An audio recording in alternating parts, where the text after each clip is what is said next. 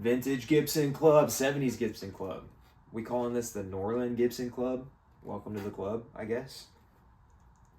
Let's go. Bicep curls right here. 99. 100.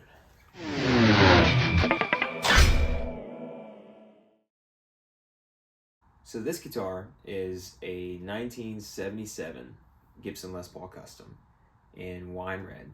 This is the oldest Gibson I own. And it's got a bit of it's got kind of a cool story. I didn't buy it from a shop or anything. I actually bought it from maybe the second owner, from what we can tell. He said he bought it in about 1981, I think.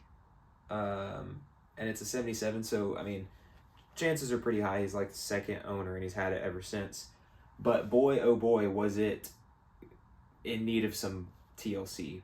When I got it, this thing was so dusty. I have a picture of like when I took the pick guard off and it was just like caked with dust.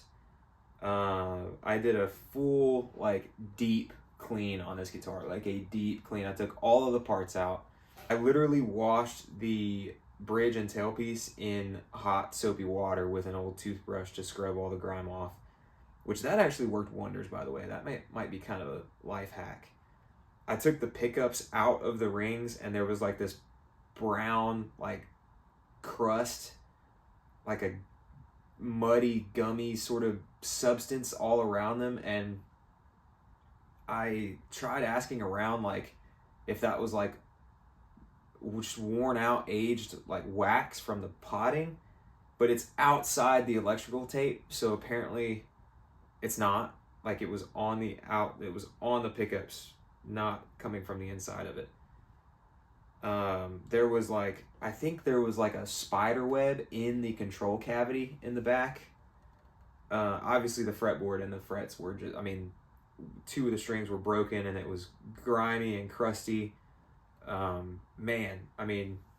This thing had been sitting under a bed or something for years and years and years, but all the bones were still there. When I pulled the pickups, I asked some friends and they appeared to be like early Seymour Duncans, I guess is what they were saying. I don't know all that much about Seymour Duncan pickups, but they're not stamped Gibson or anything, so they're not original apparently, but everything else is original from what I can tell. It's been played a little bit in almost 50 years, 48-year-old guitar. But there's no crazy damage. We're just talking about buckle rash on the back, really. You got the volute on the back, crazy 70s. It's heavy. I think it's a 3-piece maple neck from what I can tell. Yeah, it's got these original like Gibson, like Clouson shaped but metal tuners. It doesn't appear to be one of the pancake bodies that you can, I think on those pancake guitars you can see, a seam down the side. Doesn't have that. Can't remember exactly when the pancake bodies were a thing or not, but this one doesn't appear to be one. It's just heavy as heck, which a 3-piece maple neck will do that. Still an ebony fretboard, got these block inlays, the 7-ply binding? 1, 2, 3, 4, 5, 6, 7. Yeah, 7-ply binding. It's a Les Paul Custom. It's wine red. I tried looking and looking and looking on the internet to find out what year Jerry Cantrell's wino is originally. All I can find out is that he bought it in the early 90s. So I'm guessing it's like an early 90s one, but I know there's a lot of famous 70s Les Paul Customs out there. So I thought it might have been one of those. But if it's not, that's okay. It still looks very Jerry Cantrell. You can get away with that. The neck on this is actually super thin. It's a pretty small, slim neck. It reminds me of Les Paul traditional Pro 5s or Pro Vs, whichever way you want to say that. Those modern, Les Paul standards with the locking tuners and stuff. And it's a super slim neck. Feels good though. Feels good. I like it. You can't feel the volute. It's high up enough to where you really can't feel that it's there if you're chording or anything. Maybe if you were doing an E chord with that sort of configuration, maybe you're starting to touch a little bit, but not really. Oh, and it's 5-ply binding on the back. Yeah, I forgot that's a thing. Binding is starting to crack like a tiny bit on the back edge, but it's not coming off or anything like that. No breaks ever. It's pretty cool. It is pretty cool. So I'll be showing some B-roll footage of this thing and the cleaning process and all that I went through. I got a lot of footage of that kind of stuff. And I'll let you guys hear how this thing sounds.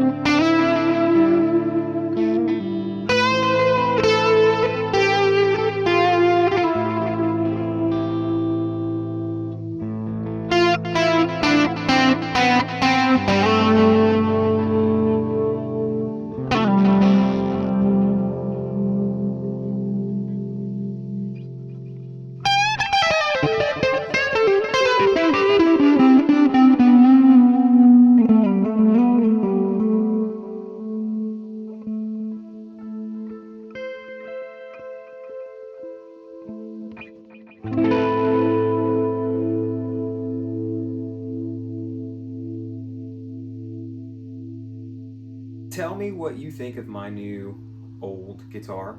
If you would have cleaned this up yourself, or if you would have had it taken somewhere to do that.